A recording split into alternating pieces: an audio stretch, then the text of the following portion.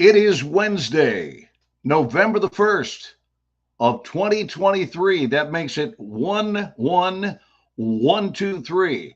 And it is the first time that the Texas Rangers have been world champions. You're listening to The Ken and Glenn Show.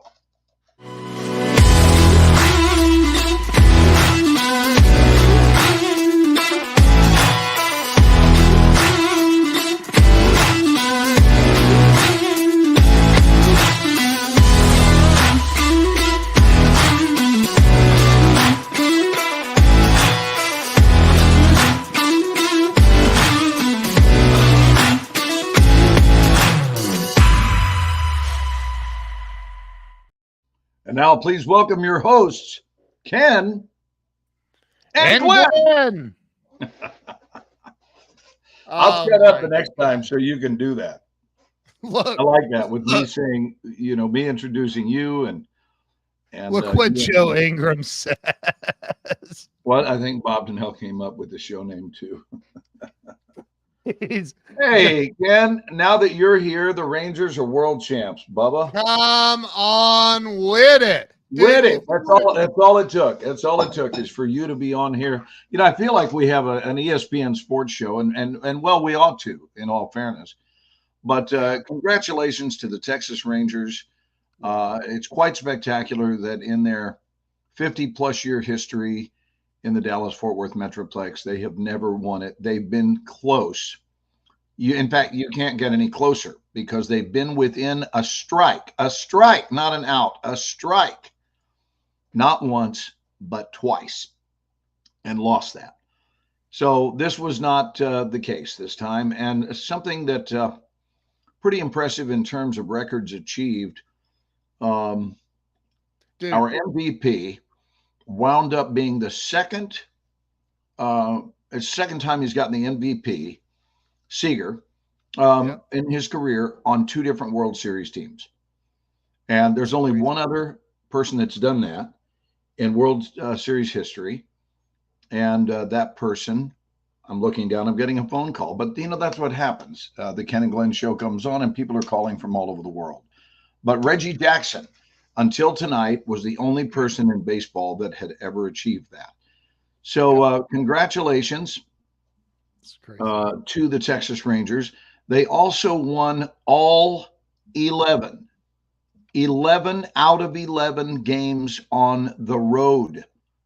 On the road specifically, they never lost a road game from the very first playoff game. And of course, you can't ever beat that. You can only tie it. So that's a record that will never be broken. It's never been achieved. Now it's never going to be broken. So there's, I'm sure, a certain amount of satisfaction in that. At any rate, they gave new meaning to the word resilience, and the Texas Rangers are the world champs. So touche, gentlemen, touche.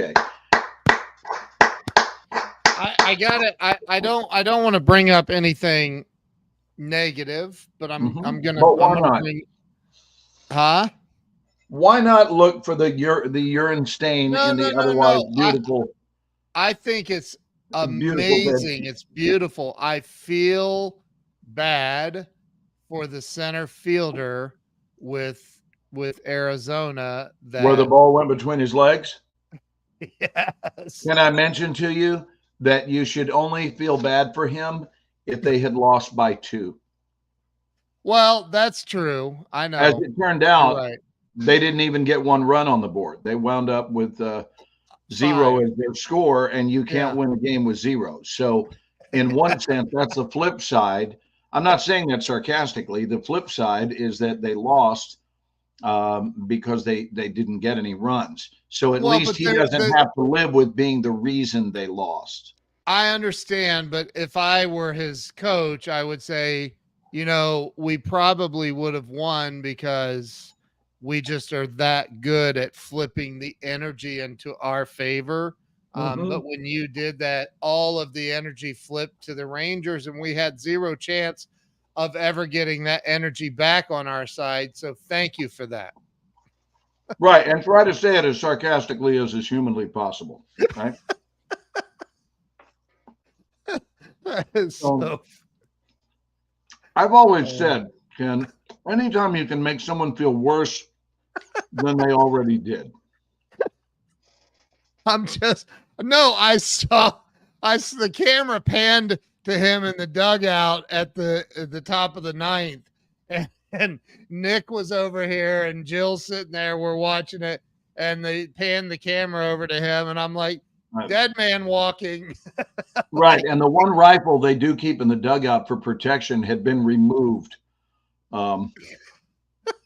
Right, which was, I think, a good choice.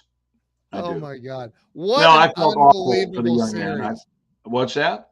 I said, what an unbelievable series. It was just incredible. Now, in all truthfulness, let's go back because you are saying something that Ken, you should mention the shame his grandkids will have to carry with him.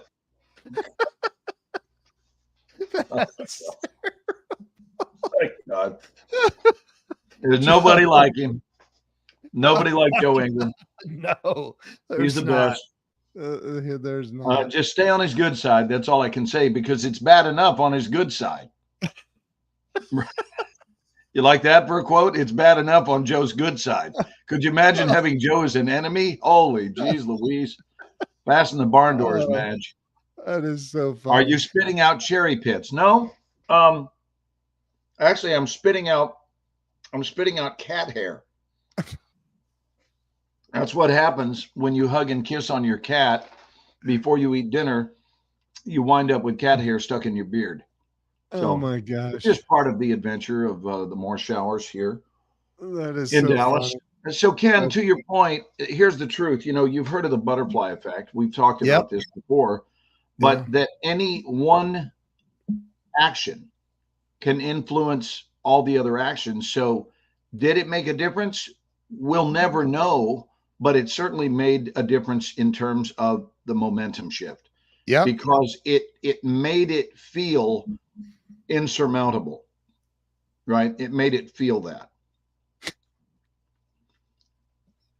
Oh, Joe's not going to comment on the cat hair.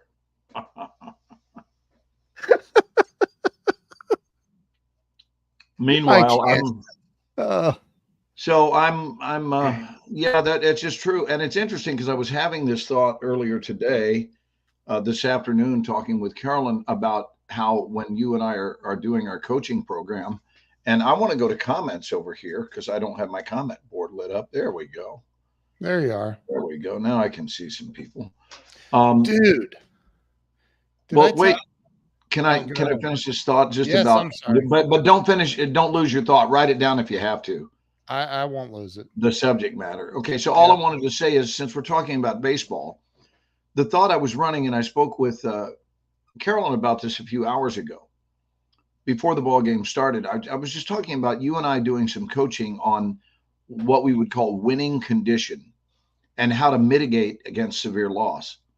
So it seems really clear to me, and I've thought this is not a new thought. I've thought this for decades. But if you look at the camera coverage of the losing team, here's what you invariably see. They're hunched over. They're down. They look like someone shot. They're sullen. They look like someone shot their dog.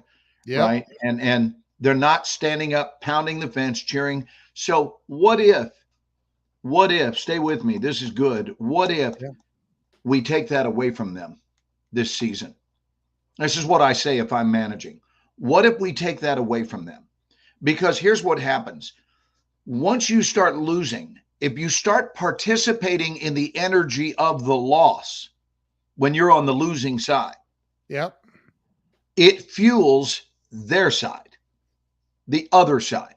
Because when they see that they're under your skin, that they've gotten to you, and now suddenly these guys who were up on their feet are now downtrodden, then it's game over, because you are providing them with such incentive and momentum, both momentum and incentivizing their victory. So at least we can mitigate the damage by refusing to allow losing to get us down. Where did I learn this? I learned resilience as an actor, because if not booking a job gets you down, I'm here to tell you, Ken, and I've never said this to you in our friendship for the last several years. It is quite possibly the worst business to be in on the planet. If you're going to let losses, if you're going to allow losses to get you down, because you got to get right back up to the plate a day later, 3 days later, a week later, whenever your next trip is for a new series or a new movie or whatever. You can't be living your life in the rearview mirror. You can't do it. You can't get up and feel sullen about what did not develop. So the decision to be an actor, you wind up cultivating what I would call emotional windshield wipers. And it's now, now, now, now. And it's always, when it comes down on that downstroke, it is wiping away anything from the past that doesn't serve you. And now, it's now again, all over. It's now again. Once again, it's now. And that is such an important thing. Tennis rackets were made with cat guts, so cat hairs make good backup. Okay, great. That's awesome. Thank you, Patricia, for that. Hey, Sean, good to see you. What were you going to say, buddy? I'm just excited, man. I'm excited for my Texas Rangers. I honestly, dude, if you would have said a year and a half ago that I would be living in Dallas, Texas, and actually cheering on the Texas Rangers in the World Series, I probably would have said, you would have said maybe in the afterlife, that's what happens, but not on Earth. No, if I'm a baseball fan, I'm going to be a Cincinnati fan. I'm from Ohio. And they had a hot stretch this year. For a minute they did, but then they did exactly what you're talking about. They fell into that losing streak and stayed down in the energy. And I think that it's impressive that, and this isn't what I was screen so I can eat for a minute. Yeah. And I'll still chime in, but can you, thank you. So I think it's impressive that, Glenn, you and other actors around the globe have that ability to go in and give the best performance of your life when you're auditioning for a role in a movie, in a television series, whatever it is. Will not get it. And walk out going, I know that I got it. I've no doubt I got it. Like, that was the best I've ever performed. I watched the casting director's eyes. I saw them light up. They were thrilled with my performance. I saw it.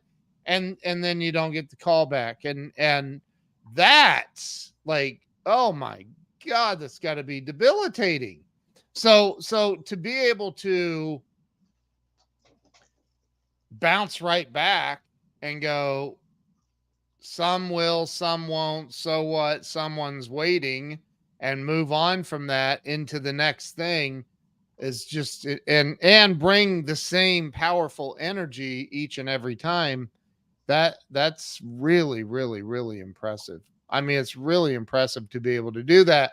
And quite honestly, I'm not sure that I could even do that. And I'm pretty resilient, but man, that seems like a tough racket. Well, I've known you long enough. You can put me back on. I've known you long enough to where, as long as I don't have chicken in my beard, whatever you decided to do, bud, whatever you decided to do, you would do it well because that's your nature. You know? Yeah.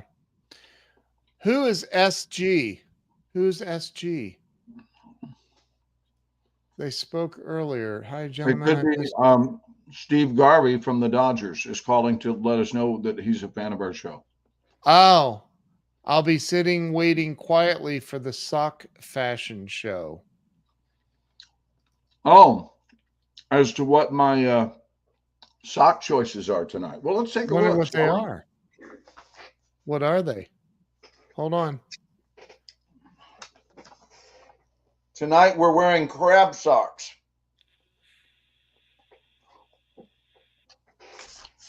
Is there a reason? Is there a reason? No. No. Oh my God, that's hilarious. Sales genius, but I'm right here. Wonder who is SG? Who's SG? SG. Not Steve Garvey. Well, maybe. I guess it's possible. Anyway, so energy. You were talking about energy, and I want to talk about this for a second. Look, somebody said I joined Facebook and I see Glenn's feet in the air. Who is that Facebook user? So I get a text message today, Glenn. Yes, who was it from? Hang on.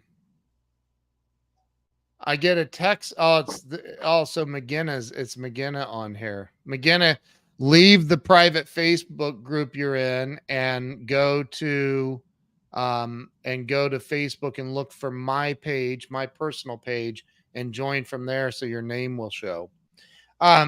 So Did you share this to my page? I did not share it to you no. Okay, now you're going to have to refresh my memory. Did you find it on Facebook? Okay, hang on. It's because I'm trying to get used to the new phone. Okay, Facebook, boom. There it is. Oh, it's Sharon from Arizona. Sharon, I'm sorry for your loss tonight. Sharon from Arizona. There, you found it. Sorry for your See, I got it. You know, you can turn the volume down. Yeah, I'll turn down the volume. Now let me figure out how to right forward. Down below the video. Are you on the live video? You have to be. Yeah. Live. So if you go, where does it say forward, Ken? Hang on, let me go to it. Let me turn my volume down and then I'll go to it. Down at the very bottom where it says comment to the left, there's an arrow. If you click that arrow, unless you're in the private Facebook group, then it won't be there. How about send? Nope. No. Click do you see the arrow to the left of where you would type a comment? There's no one who can provide exciting television like I can. By just sitting here either eating or having my head down. Oh my God. I don't see how to do it on this cell. It's not the cell. It's copy link, save video. Go up at the top. Do you see a left arrow to go back? Yeah. Okay, click that. Oh, no, I don't. No, you don't? I don't. Nope. See more, StreamYard, Facebook. No. Well, shouldn't it say send? Wouldn't that be forwarding? No, you're in the private Facebook group, dude. So you've got to get out of there and go to my page. Okay, so, I'm going to put search and put Ken Walls. Okay, there we are. And share. There it is. And now I want to share to just share. Friends. No, share to the world. Share to feed. Yes. We'll be right with you guys. We're just trying to share this out. Public. How about public? There you go. Share to the public. There it is. What did you write? We are the champions? I did. Oh, okay. So I'll just put share. There we go. All right. That only took me 19 minutes into the show to do. That's great. I'll share. And ready. 3, 2, 1. 19 and share. All right. So let's talk about what I was going to talk about. Yes. I get a text message that says, guess where I will be in 90 minutes? I said, do tell. This person says Dallas. I said, OMG, for how long? Just flying through. Oh, they're 50-minute changing planes. layover on our way to Toronto. Guess who it was? Paul Nadeau. Bob Proctor's son, Brian. Oh, So he had to go Seattle, Dallas, Toronto. Yeah. He had to have been on American Airlines because there's no logic for that. I don't know. So I said that Jackson Browne song just came to mind. Oh, won't you stay just a little bit longer? Right? He said, couldn't fly by without saying hi. Just a little bit longer. Yeah. So look what Joe said. Prime Minister Trudeau on his way home. Yeah, I would not have responded to that. Anyway, so they paid the new Texas Rangers that. Huh? They paid our new Texas Rangers that. What? Some Trudeau.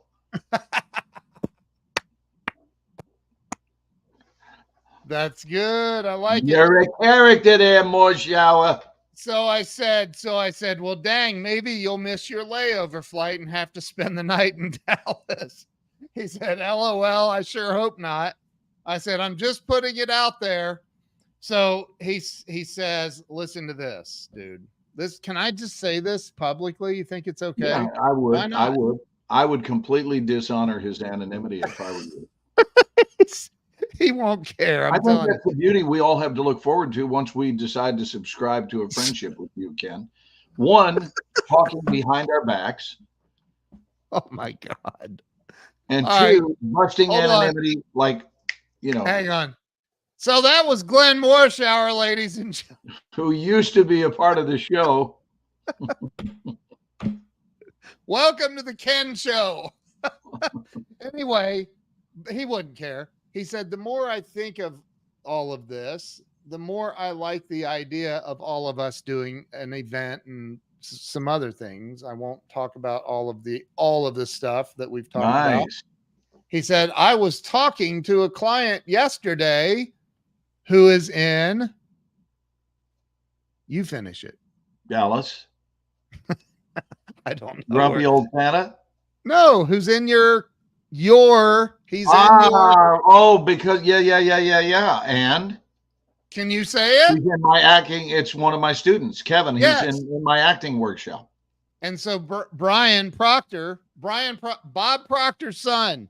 And Brian is amazing. He's the genius behind the marketing of the Bob Proctor world.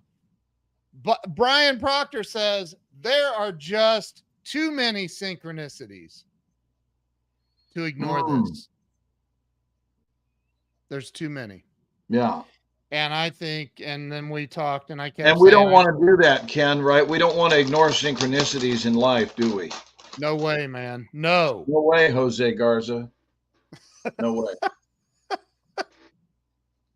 Oh my God.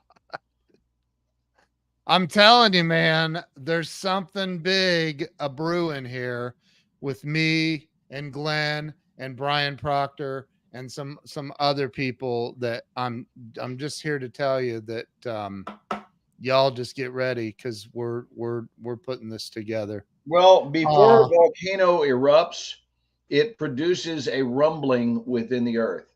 And receptive people, I mean, I think anybody can, but the more heightened our receptors are, the more we feel those rumblings. We absolutely do, Nick. We hear the whispers. We feel them. We know. Hey, Jackson.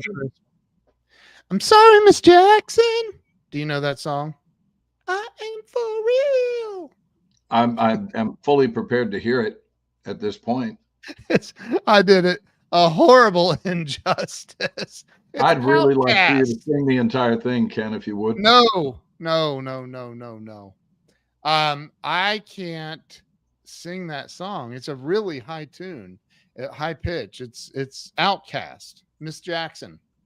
And I honestly didn't, much like I didn't know you until Joe Ingram. Oh no. I didn't meet you through Joe. He tried, but it was Bob Donnell that actually brought it home and introduced us. But I didn't know about Miss Jackson until Joe Ingram told me about Miss Jackson. He sent me something and I'm like, what is that? I don't even know what that is. He's like, dude, you've never heard Miss Jackson. I'm like, I've not heard Miss Jackson. No. Right. And so. Can I share with you how I respond when I'm completely surprised? Just in life, whenever someone surprises me. Yeah. I go like this. What?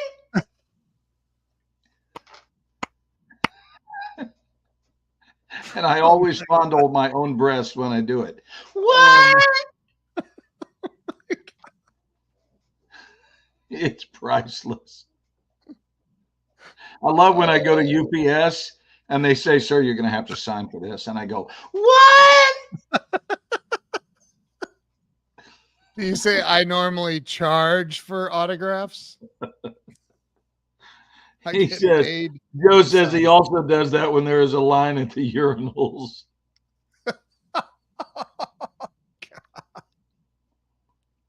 What the heck, man? So, Ken, I laughed harder with you last night than I've laughed in 3 decades. Dude. I need you to know what you stimulated in me, because you are such a bud. You are such a good energy. And we love to just chat with each other. We love to interact. We love to dance. We love to bounce off of one another's sense of humor. And we had each other going last night. And when I talked about the sketch called Boundaries, possibly the new show, should I leak it out and get their feedback and see what they think? Or should we surprise everyone? Hold it. Should we surprise them so that they, when they see it, can go, what?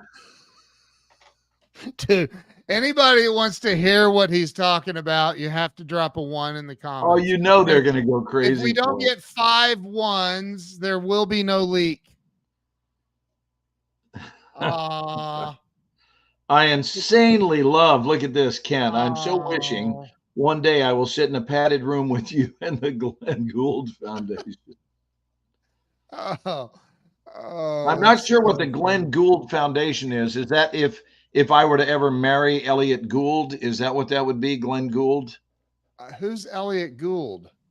Oh, don't even go public with that. Dude, Ken. What? Who is that? A very well-known actor. Come on. Was Elliot Gould. Look him up. Oh, hold it. Was he in E.T.? Look him up. Was he in E.T.? No, that was Peter Coyote. Well, how would I know him then? Look up Elliot Gould. I haven't seen. I've never seen anything. Watch this. Drop. Oh, Glenn Gould was the insane genius who wrote the Goldberg Variations. Elliot Page. Elliot Gould.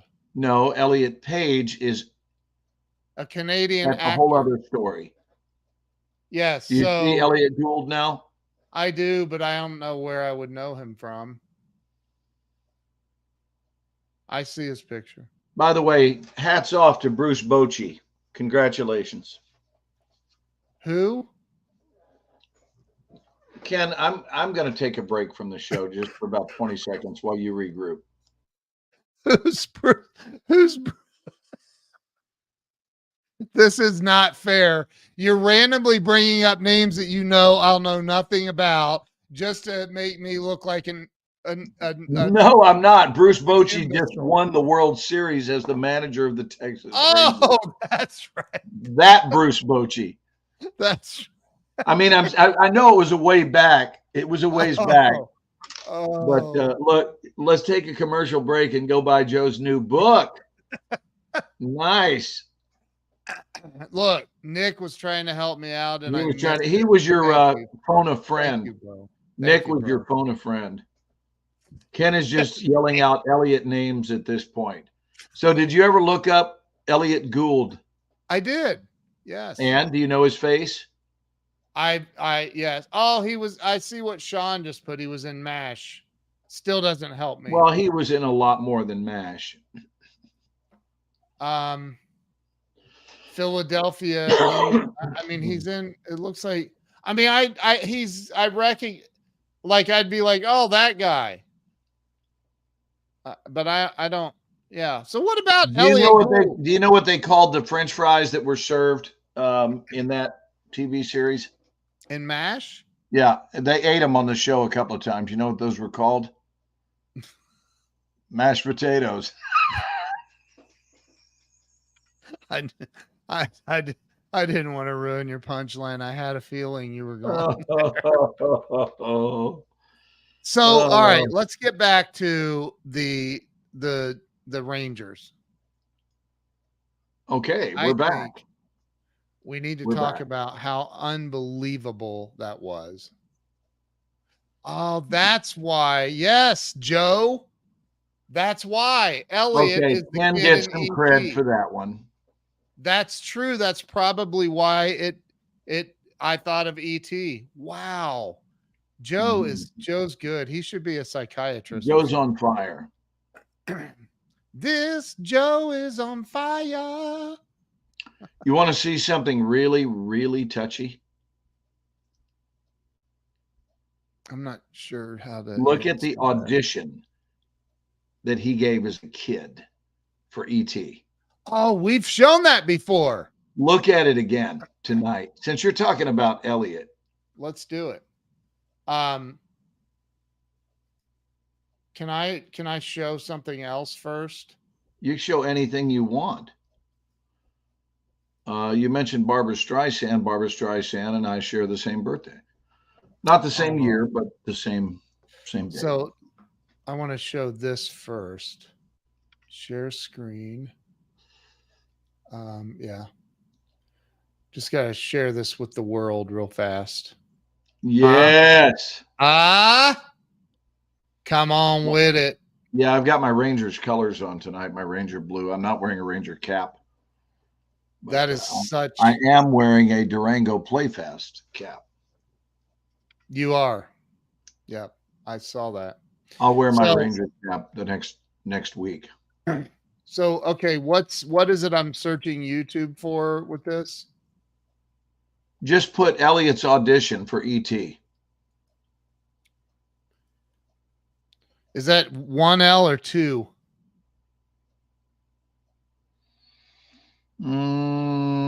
I would think 1 with 2 T's. Maybe ELLIELIOTT. Maybe 1L. I don't know. 2 L's. 2 L's, I think. Henry Thomas. That's correct. Henry Thomas, who I've worked with. Really? I worked with him when he was in his early 30s. Oh my gosh. Wow. Okay. Well, let me would you look at that?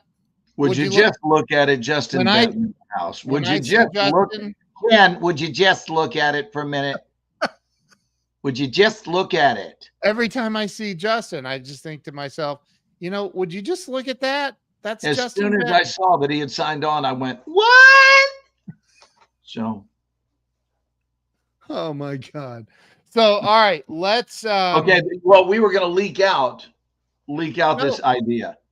Well, hold it. If they dropped one, did they drop enough ones? No, they didn't. Look at Justin. We've got Delilah on line 2. 1, 2. Delilah, whose career I was going to make. Oh, we may have gotten 5 ones. I was going to save this poor girl from getting stuck in Shreveport for the rest of her life. I mean, that's a great story, Ken. I've had 2 great things happen in the Shreveport area. One, I drank my own urine. And then, no, that was actually not in Shreveport, but it was in Louisiana. That was in Alexandria, Louisiana. A lot of great things happened to me in Louisiana, Ken. Dude. Right? But I was talking with Ken at a Wendy's restaurant, and I was distracted. Why, you may say, why would one be distracted? And the answer is because I love Ken. I genuinely love him. And so I'm not paying any attention. Feeling is mutual, by the way. Thank you, brother. And so I tell Ken I'm going to go in and grab a burger and something to drink, but I just do it in the drive-thru because I'm driving from Dallas down to the other side of Baton Rouge to do a movie with John Schneider. That's when I was headed there to do that film. And I don't know, probably 30 minutes. Thank you, Patricia. We would marry you. Oh, in a heartbeat. About 30 minutes away from the Wendy's. Actually, right before Wendy's. And I'm going to go public with this admission, but I decided to urinate in a cup because I really needed to go badly and I couldn't find any place on the side of the interstate. And I figured Were we talking when this happened? No. Okay. I wouldn't do that, Ken. I wouldn't urinate into a cup and talk with you. That would be disrespectful. Seems like it would be anyway. So I did that, and then I called you. Yes. There was something about having urinated in a cup that had me think I should probably call Ken. Exactly. And so I did. And here's the problem. I got so carried away talking to Ken that about 20 minutes later, I picked up the iced tea that I had and took a big swig, only it wasn't iced tea. It was my own urine, which I had not yet thrown out of the car. And you were in mid-sentence. And you and I were talking. Yes. When I stopped to do that. And it really, really, really, really did a number on me because it wasn't just a light sampling. It was a full-on gulp. And then my reaction after trying to catch my breath was to begin laughing because what else am I going to do? I mean, I'm a grown man who can't seem to get through the day without consuming his own urine. I mean, dude, I'll never forget. I was in mid-sentence. Patricia said, I'm knucking futz. I love that expression, knucking futz. My buddy T.A. Taylor uses knucking futz all the time. So you said, dude, right. Dude. Better your pee than someone else's. That much I'll give you. That's true. But Justin, in all fairness, I can't imagine that the two are dramatically different. They're both pretty awful. Okay, they're both pretty awful. But anyway, let's go back to what we were going to leak. You said. Oh so last night we were talking about just crazy ass ideas for a show, and here's what I came up with. A woman, and that woman I think would have to be McGenna. I think in all fairness, it would have to be. But McGenna would be the host of a show called Boundaries, right? It's Boundaries with McGenna. Yeah. And she comes out, and as soon as she comes out, or she's our guest on our show, I think it's better if it's her own show called Boundaries. Yeah, much better if it's her own show. And she comes out, and from here to here, she has hickeys all over her neck. I mean, everywhere, just everywhere. Everywhere. And she's talking to us with an absolutely straight face about the importance of maintaining boundaries in your life and not just routine. See, she's laughing. She's loving it. Not just letting anybody in. And I'm talking, I don't mean 3 or 4 of them. I mean, they're everywhere. And there's no mistake about it. They're not skin blotches. They are absolutely certifiable hickeys everywhere. And she's the host of a show called Boundaries. Yes, no, yes or no. You tell me. Boundaries with McGenna. There it is. If you think that stuff is funny, I want to see a 2 dropped. Not a 1, but a 2. It would be hilarious if you think that's funny. Talking about you know, ladies, you just gotta you gotta set boundaries. You can't let them in too soon. You gotta, you have to be firm in your principles, and nobody can take her seriously because she's just plastered. She's covered. And then at some point she drops something, and she bends over to pick it up, and we see that they're all across the back of her neck as well, right? Oh my God. Oh, that's so funny. Holy crap. That is hilarious. The visual is priceless.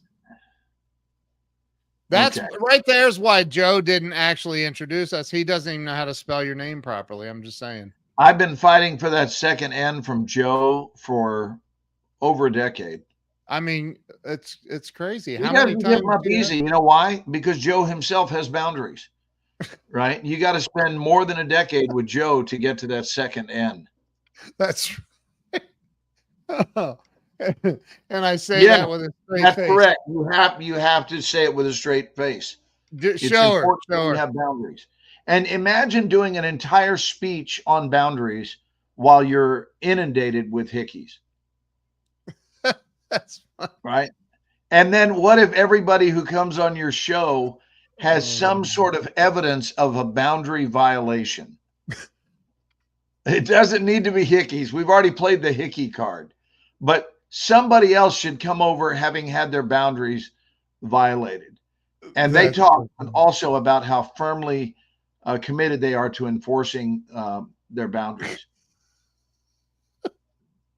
And then the third person that comes on your show is drunk, like whacked out of their mind drunk, and they're going to talk about healthy boundaries. Yeah. I mean, Joe. come on. This is a great option here. Look at that. Oh, that's a real bowling pin. That is a full-sized pin. A lot of people haven't seen a bowling pin, Ken, up close. Let's take a look. Let's take a look at that. So they're pretty enormous. They're pretty enormous. That's what she said. A big bowling pin. That's how large they are. And they're also, that's my signature on it. This is the cast from Grumpy Old Santa. Yeah. And we all signed it. And they're coated in plastic, but what they actually are, a lot of people don't know, they're actually solid wood.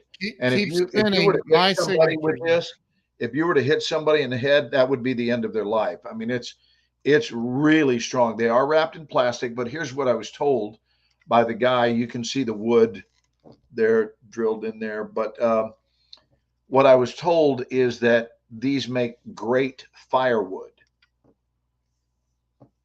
So he said that's what they do with a lot of their old pins. They change them. I've forgotten what the time limit is of the lifespan. Dude, my signature's on there. There it is. Do you see it? Oh, wait, I looked. It should be. I signed it. Did you sign all of them? The one they gave to somebody else. I see Kevin Farley. I see Brooke Lyons. I see Doty. I see Jay Walters, Micah. I don't think your signature is on this particular one, Ken. But Justin, you can sign it and make it that much more valuable. I can't believe that they gave you the one I didn't. I signed one because Jay brought it. You're over here enough. Just come sign my bowling. It doesn't have the same meaning. I'm not signing it now. That seems desperate. I'll give you that it is a little desperate. Here is my poster that Fox Television sent me for King of the Hill. That is so awesome, dude. I think that's pretty cool. Right, that is so freaking awesome. Yeah. So Mike Judge and Company sent me that after my work on the show. I did several episodes of it, and I'm a very blessed man. I'm very fortunate. I work with great people and thoughtful people, and those thoughtful people are kind enough to give you the bowling pin that I didn't sign. Yes, I agree. Yeah. Well, things happen. You know that. I'm just playing. So, yes. Did you see what he said? Look at Ken holding an ego boundary for his signature. Hold on. I think there's a way I can block him. The block button's gone for him. I still am cracking up. I was laughing so hard about McGinna trying to demonstrate her boundaries while covered in hickeys. And thank God, McGinna finds it funny, because otherwise she sent me a nasty text later tonight going, "Why are you talking about me that way? How dare you talk about hickeys on my neck in a boundary show?" So what character were you in King of the Hill? I was several different characters. I did 5 episodes and 5 characters. I Wow. was the guy that did all the inspections. I was the owner of the roller derby team. I had a lot of different roles. All you got to do if you're a King of the Hill fan is go to my IMDb page, and it will list the name of the episode and the name of the character.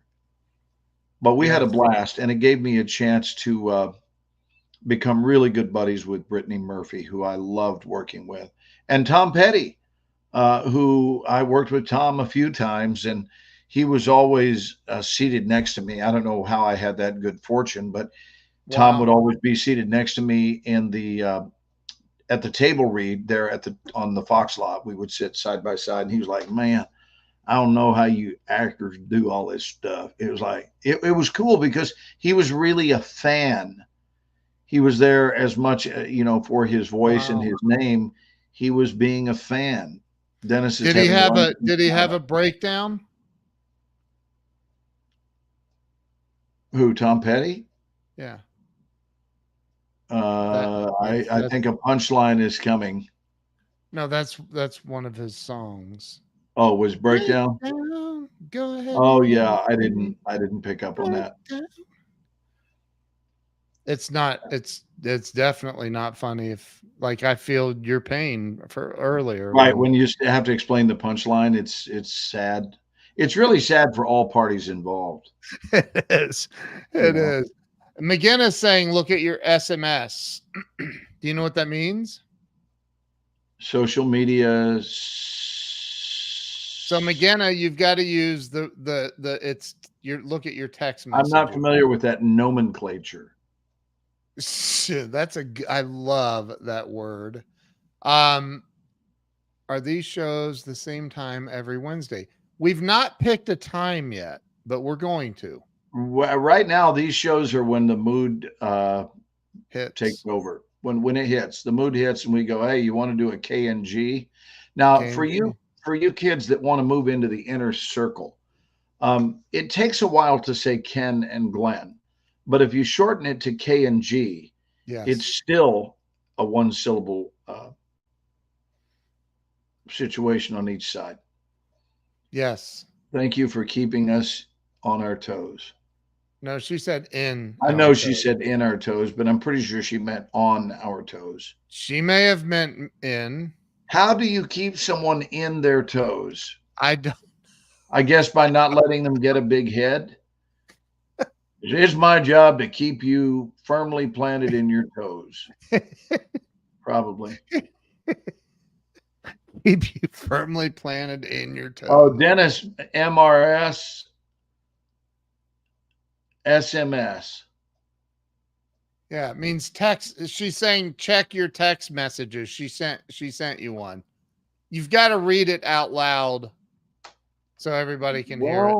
What if she's flirting with me, Ken? You don't want me to read that out loud? No, right? You probably shouldn't. That would embarrass. You don't want to feel left out, do you? No, I wouldn't. That would All be right. that wouldn't be cool. So in Albania. Oh, I already saw that, and I responded to it, McGinnis. I responded to that at 10:25 tonight. Hours ago, McGinnis. Hours ago. No, I responded at an hour and 20 minutes ago. Hour and 20. Unless she's talking about something else that I've not Maple received. syrup keeps you firmly in your toes. I would say, right? Oh, she says I'm messing with you. Okay. So, congratulations to the Texas Rangers, dude. I mean that really does bring an unbelievably cool energy to the city. It does. I'm feeling it already. Did you see what Samuel Sneed said? That I have a jump on No Shave November? Yeah. But in order to really honor that, you probably can't cut under here either, right? And I've already done that. I've already shaved a nice little line. I did that several days ago. Did I break a rule on that? You broke every rule there is, Ken. I shaved. You shaved today, I can tell. Yeah. I have the 11 o'clock shadow. Do you do an electric? I do. Yeah. Yeah. I mean, that's the bane of my existence, to be honest, because I have a thick beard. It grows in so fast. And like, Bye, Dennis. bye, Dennis. Thanks He's for stopping heading off by, to teach bro. another college public speaking class. That's That's an interesting life Dennis has carved for himself, living over in China. yeah.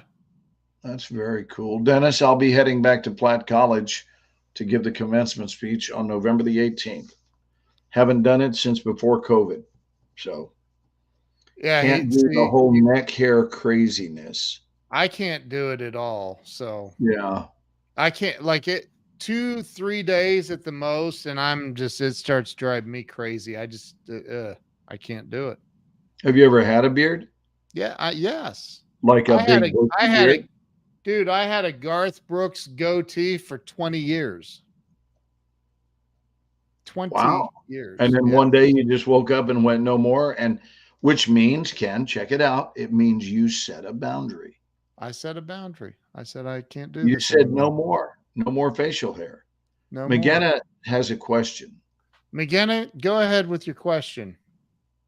Go ahead, caller. You're on the air. So, dude, I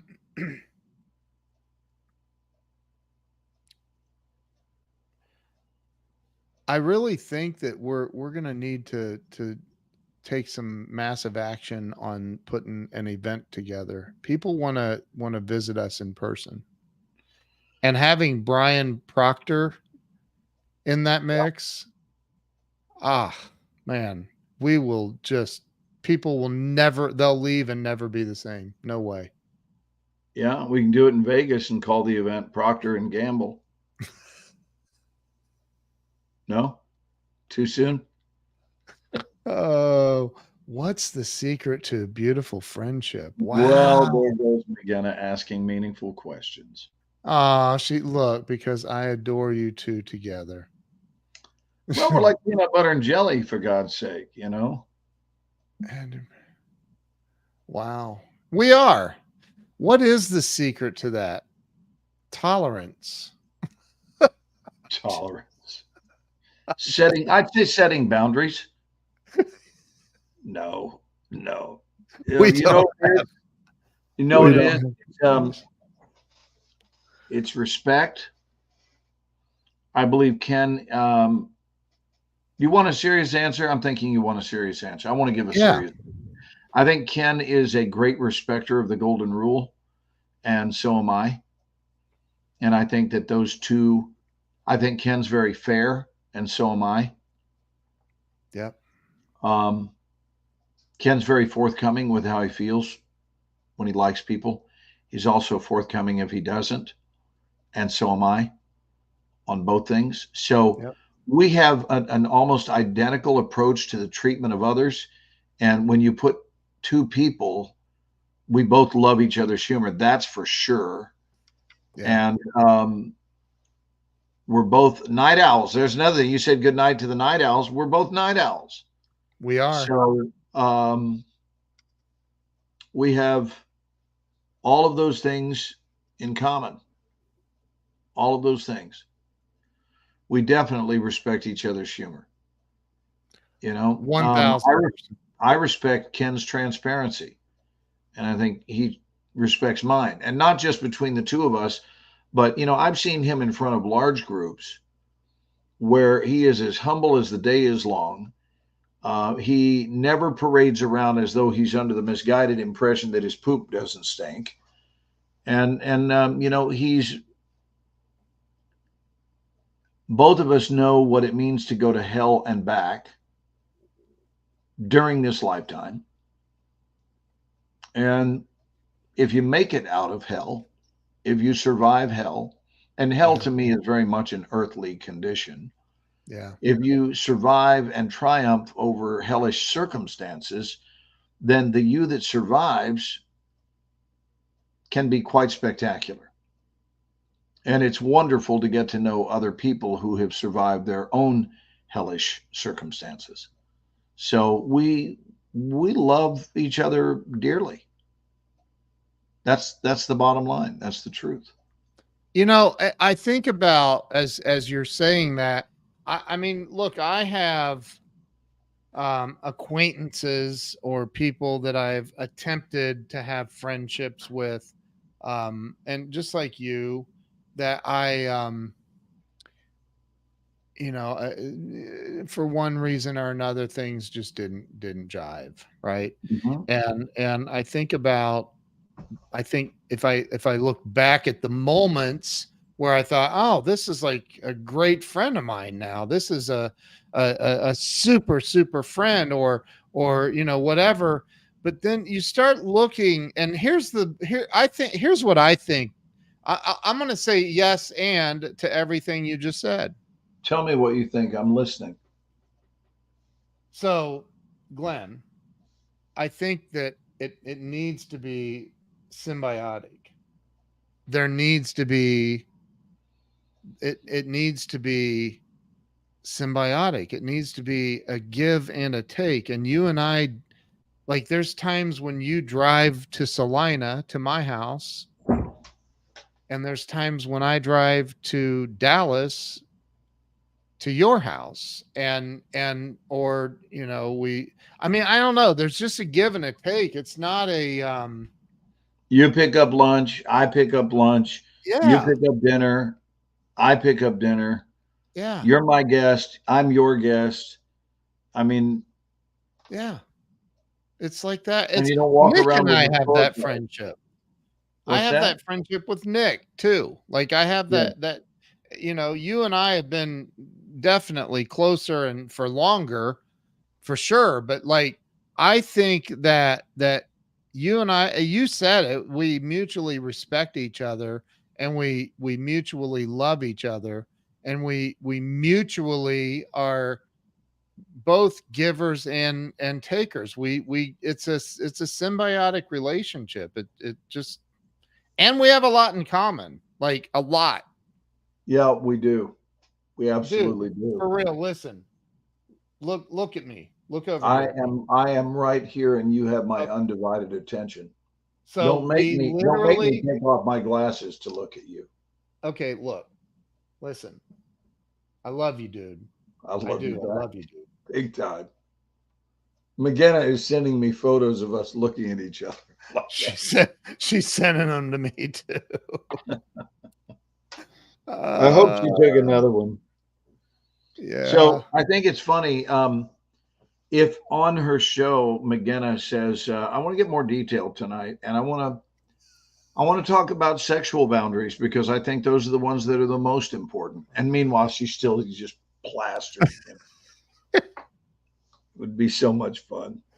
McGinna, like, if everybody knew when we were talking about this idea last night, Glenn was laughing so hard he was literally in tears. Like, he I had was. tears. It was hilarious. McGenna's asking what the golden rule is. Here, it's very simple. The golden rule is do unto others before they do unto you. Right. That's Ken's version of the I'm golden sorry. rule. Hold on. I may have been off. Do unto others as you'd have done unto you.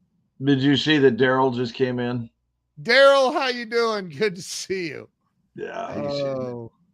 Oh, So yeah, do unto others as you would have them do unto you. And I believe that there is a modified version of that that I would like to offer. And that modified version could be called the platinum rule. But I came up with this version, I don't know, 15, 20 years ago. And I've been talking about it in the extra mile. And here is the modified version. The modified version says to do unto others as you would have life itself do unto you.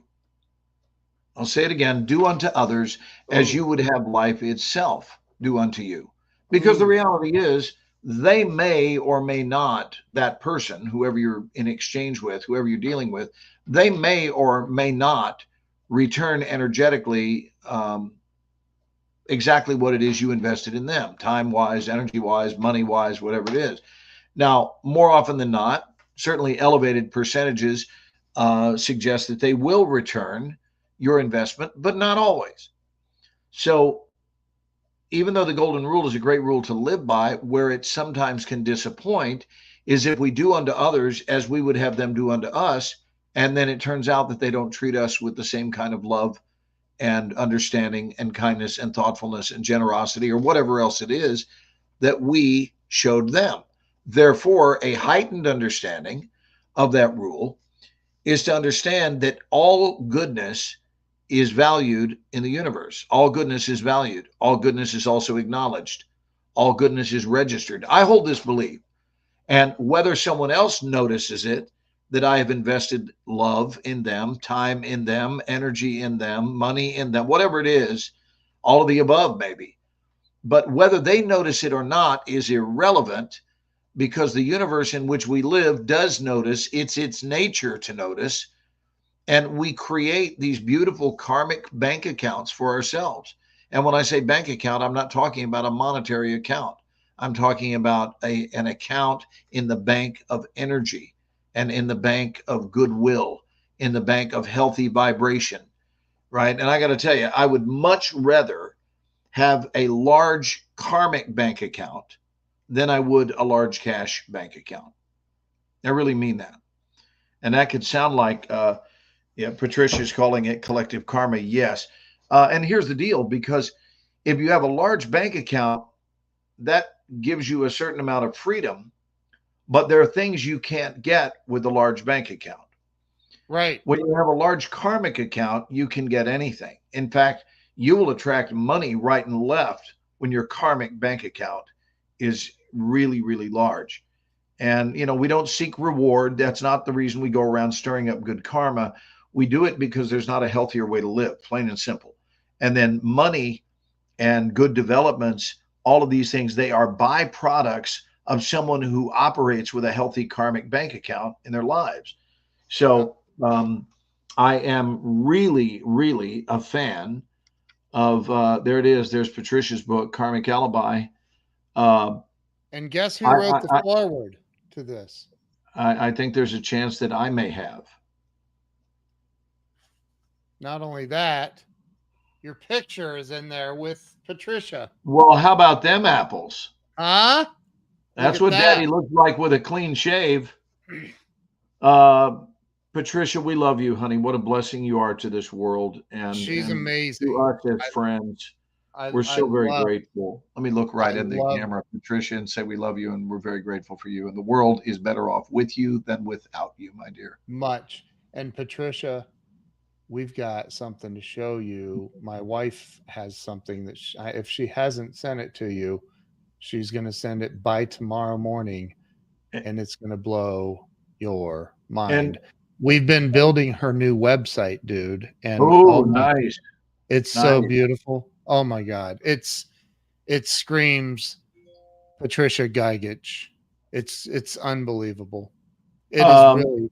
And so I love this question right here.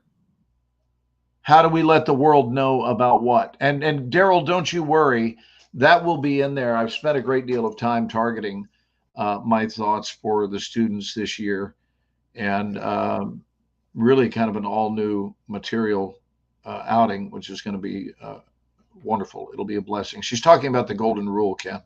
Yeah. Well, I believe that there's a pretty popular guy from about 2020 some odd years ago that first spoke of it. And what's crazy is they turned him into this massive religion all over the world. And quite often the people who preach that religion don't live by the golden rule. Not all. There's a lot of great people in the world. The golden rule itself should be a religion. It should be a religion. What are you? I'm GR, baby. I'm GR. I'm GR. Oh, golden rule. Right. Golden rule. Yeah. Just do to other people. What, and I love the way you put that. Because you're right. Sometimes Theodora. Buna, is it Buna Sierra? Buna Sierra? Yeah, Buenos Aires. Sierra? Yeah, very good. I Good mean, evening. I don't know if my Romanian accent is. I think it's Italian. Oh, is it? Oops. So, yeah, the way that, oh, look, I got a good job. Yes. Oh, I feel so much better. All right. So, the way that we share that with the world is number one, I'll go first, then, Glenn, you can go unless you want to go first. You were right. It was Romanian. Romanian. Yeah. So, you go first. Go ahead. Do you know that trees go to the bathroom, Ken? What? Did you know that trees actually go to the bathroom? No. Trees have to defecate. A lot of people don't even know that about a tree. It has its own unique way of defecating. Yeah, that's where number 2 pencils come from. Oh my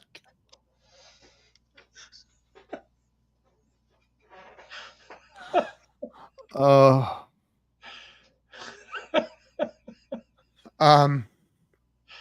Woo! That's so funny. Look, there it is. Joke of the day. Trees go to the bathroom. That's where your number 2 pencils come from. I mean, I don't know. Look, they love this one. That was a hit. That one was out of here. What?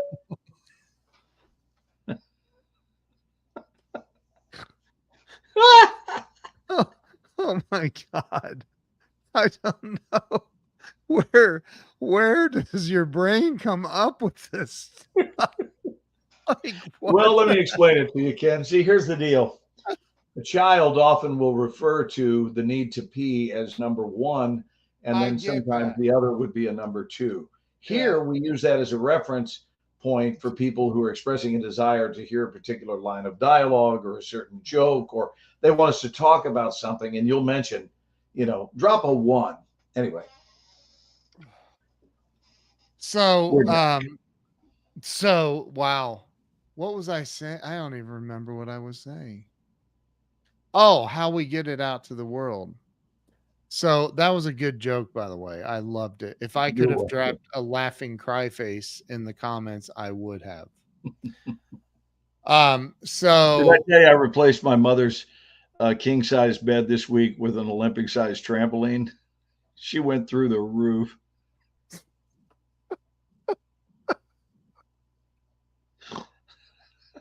Oh, Woo. Okay. Oh, Barbara. Hey, we were going to show the. We were going to show. Can I finish my? Can I finish my thing here? All right. Will you just look at it, Ken? Yes, you. I'm trying. You can finish, honey. So, here's the thing. To get it out into the world. Oh, forget it. Just good luck getting it out to the world. Thank you. I'm kidding. Honey, people have been trying to get love out into the world since the beginning of time. It starts with you being the example. It's like Buddha said, be the change. Or no, it wasn't Buddha. Or yeah, be the change that you want to see. Be the change you wish to see in the world. Right. Was it Buddha or was that the Dalai Lama? Either way, it's a pretty impressive saying. Like, be what you want the world to be. You have to be that first. And you have to be that consistently. You have to be that in the face of things going sideways. In the face of Mother Teresa did not say that. In the face of Mother Teresa. You know what Mother Teresa I feel like she steals a lot of quotes that aren't hers. And people give her credit for them. I don't think theft was a big part of Mother Teresa's life. I'm I just just somehow no, don't I'm think not so. saying she did But it. did I tell you that I showed up? I had a dream about her where I showed up on her doorstep. No. I rang her doorbell and she opened it, saw that it was me, and went, "What?" So Oh my God. So, all right, listen. she There's was a poem. Albanian, Ken. Okay, but there's a poem written by Dr. Kent M. Keith called The Paradoxical Principles. And everybody gives Mother Teresa credit for that poem because she had it hanging in her office on the wall, and so everybody assumes she wrote it. Well, she didn't. It was Kent M. Keith that wrote that poem, and I'm tired of people trying to give the Mother Teresa credit for that. That's literally, what's that called when you steal somebody's writing? Plagiarism, Ken. Plagiarism. Like she, like, why do you want to make Mother Teresa look like a plagiarism person, a plagiarist, whatever it is?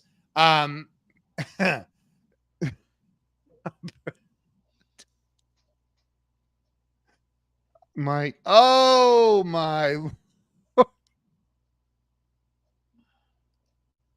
wow. His brother wrote a book I read as a child called Indian Weapons. Did you ever read that as a kid? Did you ever read that? Weapons? Indian Weapons. It was written by Tom A. Hawke.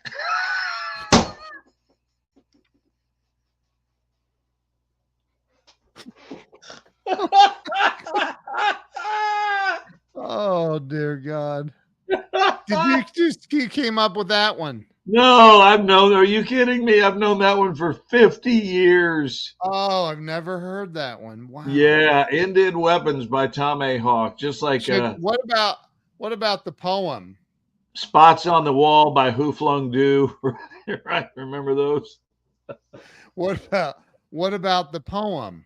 Remember the poem? Which poem? Kissing is a disgrace, hugging is a shame. Go ahead. I'm Tell not it. I liked it. Should I do it? Yeah, come on with it. The poem is called JR. And it goes like this. Kissing is a disgrace. Hugging is a shame. Wait, I'm going to interrupt you to tell you how much I'm enjoying doing our final show right now. This is awesome. Go ahead. I'm not doing it. I'm not doing it. I can't do it. Yeah, you can. Go ahead. It's funny. Come on. We're not going to lose viewers. People love us. They love this stuff. Okay. Kissing is a disgrace. This is JR. Kissing is a disgrace. Hugging is a shame. Boys get all the pleasure. Girls get all the blame. The boy says he loves you and you believe it's true. But when your belly begins to swell, the boy says, the hell with you. 15 minutes of pleasure, 9 months of pain, 3 days in the hospital. That's when JR came. His father is a bastard. His mother is... You got to get out the words or it won't work. His mother... Pick it up from his father was a bastard. His father was a bastard. His mother is a whore. JR wouldn't be here if the rubber hadn't tore.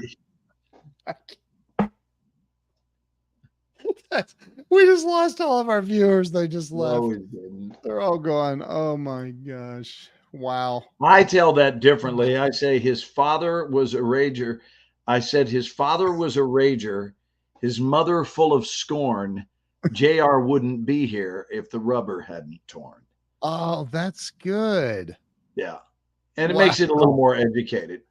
Look, Daryl says he's still here. He's not only still here, but he's laughing. He's glad. Daryl Goldberg is grateful for the Ken and Glenn show. Okay, his mother, you said, because I told you the poem. You told me, and I agreed with it. And I love the modification. I told it to my students, and I slightly rewrote it. I love that. Yeah. His mother was a rager. Like his mother full of scorn. JR wouldn't be here if the rubber hadn't torn. That's beautiful. Yeah. I mean, it's still the same joke. It just it keeps it from being, if the rubber hadn't tore, well, you don't have Just- to, and you don't have to call the mother a right. That way Yeah. you don't call her a whore, an and you can retain HORE. some sense of class. And if you have enough class, you'll get invited to McGinnis' show called Boundaries.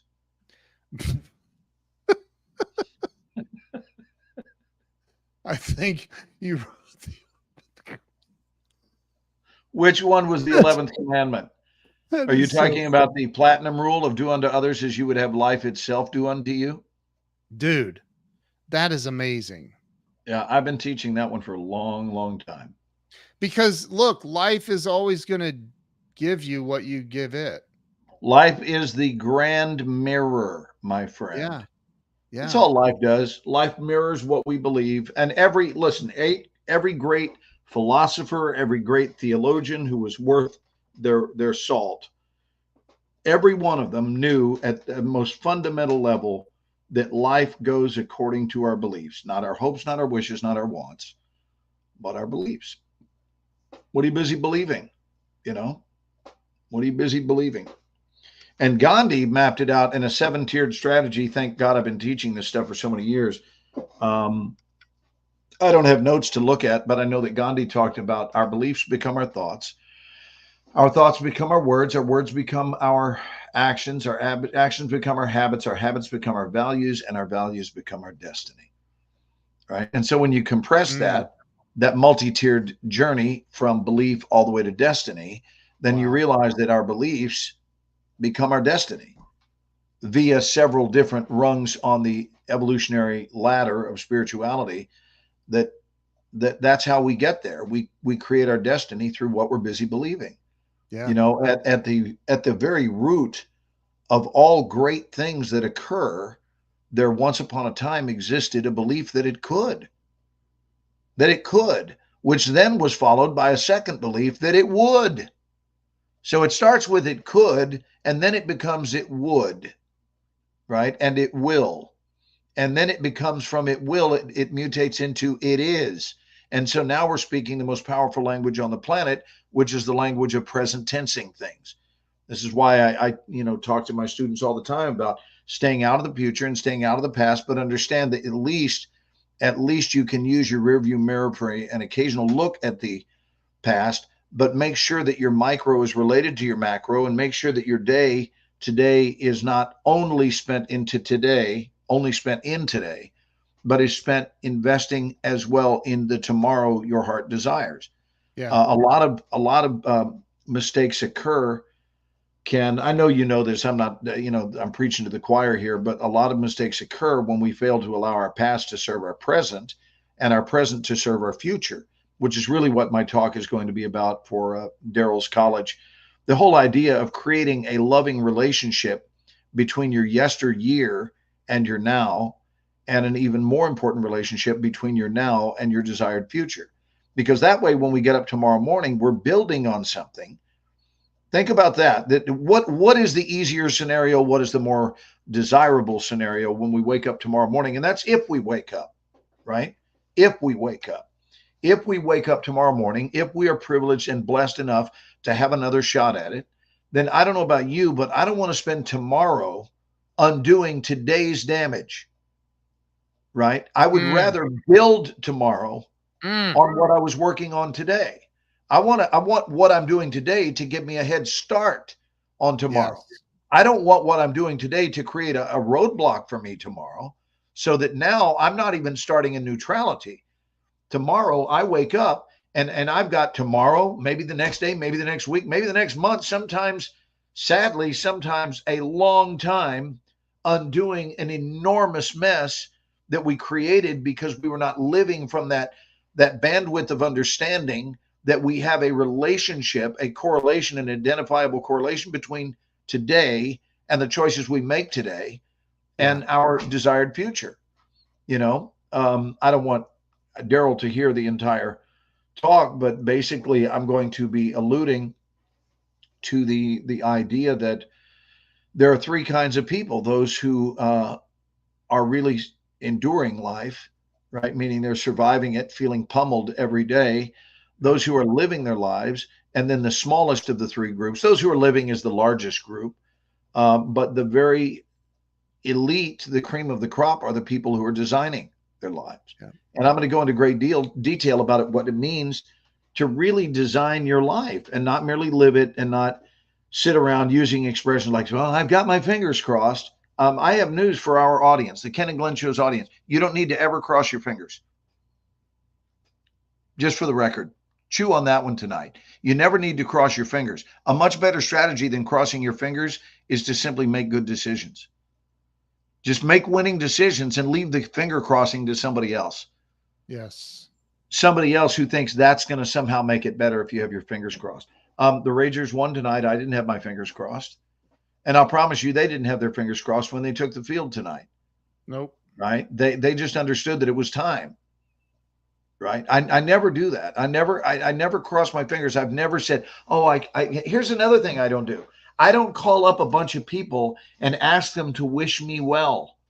I don't do that, because that would suggest that my contract with the cosmos, if you will, some people could refer to that as a relationship with their beliefs. They could call it their religion. They could call it, my relationship with God. I personally, I wouldn't take time believing. I don't mind going vocal with this publicly. I wouldn't believe in something that I thought I needed to bring a petition to with a bunch of signatures on it. Would you please take care of my wife? And here are 35 signatures that are also asking for you to take care of my wife. And what's so interesting about this, and this, Ken, I've spoken in churches. Can you go back and give us a split screen? I've spoken about this in churches before. Yeah. Where I've been asked to actually deliver the sermon, and I graciously accepted. What a privilege that is, to be given that opportunity. And I remember speaking. Good night, Daryl. I'll see you on the 18th, or possibly even the 17th. And I'll get with you. I'll get with you about travel and anything else. I'm going to be working with Ken on cutting a new demo presentation that you'll be able to play. Ken and I are going to work on that probably tomorrow or Friday. Yeah. But I'll let you know if I'm flying into Ontario or if I'm flying into Burbank. I'll let you know. I'll let you know all that stuff. And thank you, brother. And we love you. We love you much. And I love you. And I miss you. And I'm looking forward to hugging your face. I can't wait to meet Daryl in person. Well, all you got to do is come to Ontario, California, and there he will be. We'll be driving to Ohio, so I won't be able to do that. All right, not this year, but as they say, next year in Israel. Maybe he'll come to Dallas to one of our events. Well, yeah, that'd be awesome. Read what Jeff has here. And Daryl, much love, brother. I'll see you soon. The intangible reality that you are right. You are in the right God-given connection to be able to work in your profession. That's certainly a lovely, lovely thought. Indeed, indeed. And listen, I'm not for the idea. I'm not harping on the idea of people wanting you to send goodwill or offer prayers and all that. That's beautiful. But for example, Ken, I want to just say this and this is, if anyone doesn't come from faith, that's fine. But this is for the people that think along these lines. I want to help bolster the power and conviction of your belief. I actually want to help that, if you would like. So sometimes when we pray, if we would also imagine what is being received on the other end of that prayer, instead of only saying what we want to say, what does it sound like? And what is the likely response? This is where Neil Donald Walsh wrote Conversations with God. That's where that book was authored from, is his in-depth consideration of what did God have to say about this? So, for example, if I ever said, I personally would never say, God, please take care of my wife. And the reason I wouldn't is because I can hear God looking me right in the eye. I can hear God saying, if I say, would you please take care of my wife? And God going, I'm sorry, Glenn, did you think I had other plans? Right. I mean, really, you know? Yeah. Did you think I had other plans? Would you please watch over my career? Did you think I had other plans? Right. Did you notice that I've been watching over your career every inch of the way? Did you notice that you're 64 and your entire life has been watched over and supervised? And I've been giving you helpful hints along the way. I've given you a conscience. I've given you an inner voice. I've given you guidance and leadership and this, that, and the other. Why are you asking for so many things? A simple thank you would suffice, right? But we've got this whole idea. I know you're not supposed to talk about, what is it, religion, sex, money, and we talk about all three on our show. And politics, and we talk about that too. But we talk about it fairly. We don't get ugly towards each other, and that's really about the only area we're a little bit different. But you're convinced we're not, so that keeps us bonded. You're convinced that I'm more like you than no, I think you're more like me as being just like knowing, having a knowingness that they're all full of shit. You're talking about politics now, or what are we talking about? Politics. Yeah. You know, Ken, if I can say the boldest thing, you ready for this? Maybe a little drum roll. Could you give me a little drum roll for saying the boldest thing I've ever said? I've never said something like this online, but I've certainly said it on many stages. I think one of the brightest things a human being can do in this lifetime is learn to ignore most people. Not all, but, choose your battles. And if you don't know how to choose your battles, watch McGinnis' show called Boundaries, where you'll learn about boundaries and you'll learn about precision, selectiveness, discretion, and you'll get better at being selective in who you choose to spend your time with. And with those people, by all means, seek their counsel. Yeah. In addition to, not in lieu of. I want to be real clear, not in lieu of. In fact, never in lieu of. Like, just give up what you're thinking and decide that everybody else has.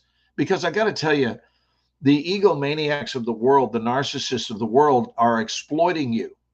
They are exploiting you the moment you give up the power of the relationship that is available to you and the relationship that is available between you and yourself, right? And you've traded it in for your belief in them.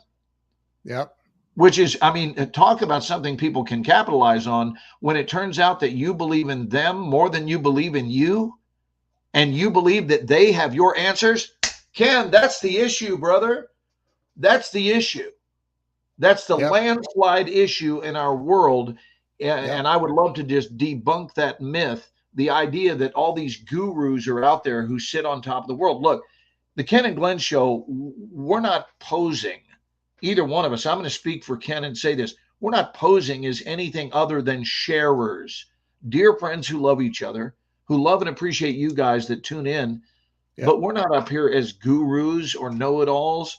We don't seek for you to worship us or anything. And we constantly remind ourselves, one another, and you that you have magnificence in you right here, right now. Right now. Not only later, but now, tonight. And so when we use this expression, I don't know, for example, people say this a lot. I don't know. Ken, I don't know. I don't. Look who's on the screen. Victoria, and it is early morning in her universe.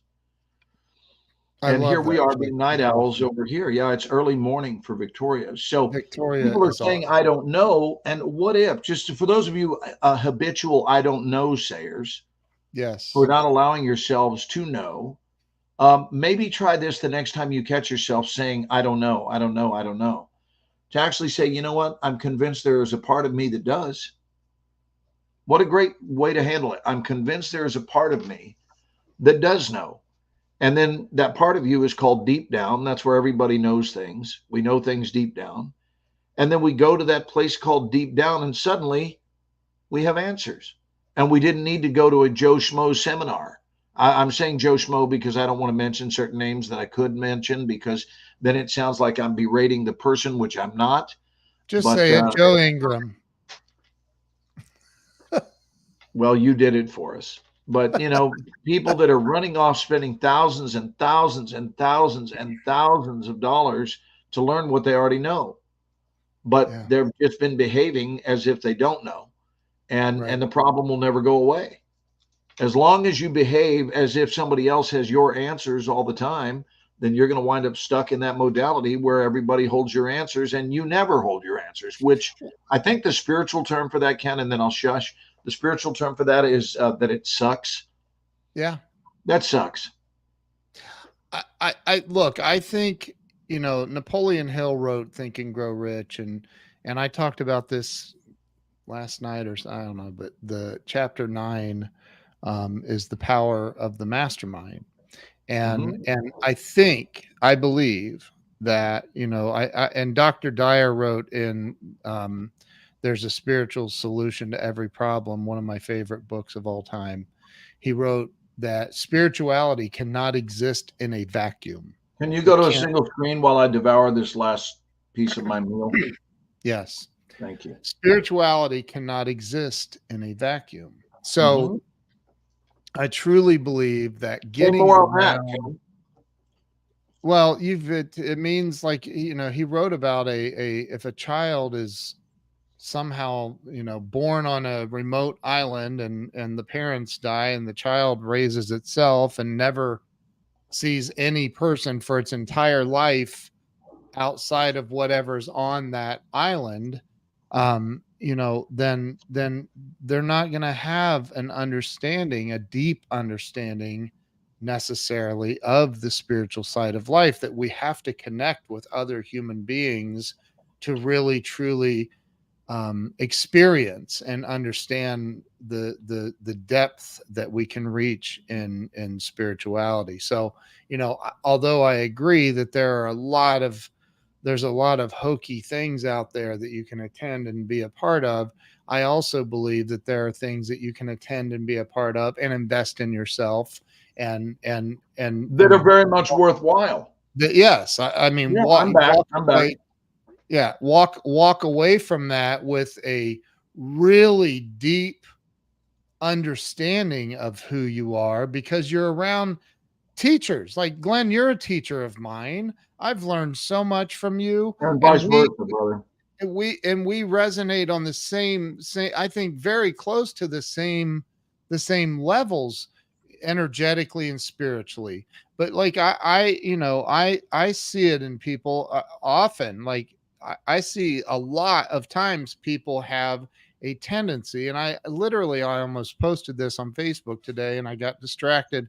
But the quote I was going to post is, are you constantly looking for things to go right in your life, or are you constantly looking for things to go wrong?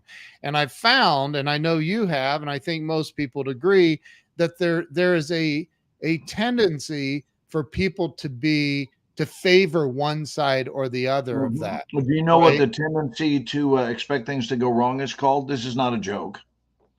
The tendency to expect things to go wrong? Other than a pessimist, of course, but there's another great term. The term is a catastrophist. Yes. Which is when it's really dramatically wrong. It's like, it's really colossally bad. That's a catastrophist. And you just know, when you look down and here comes a phone call, you just know, oh boy, here we go. And it's just going to be yet another catastrophe that they can't wait to report. Or you hold the expectation that things go well for me. That's what pronoia is, right? We talk a lot about that. Yeah. I mean, again, it's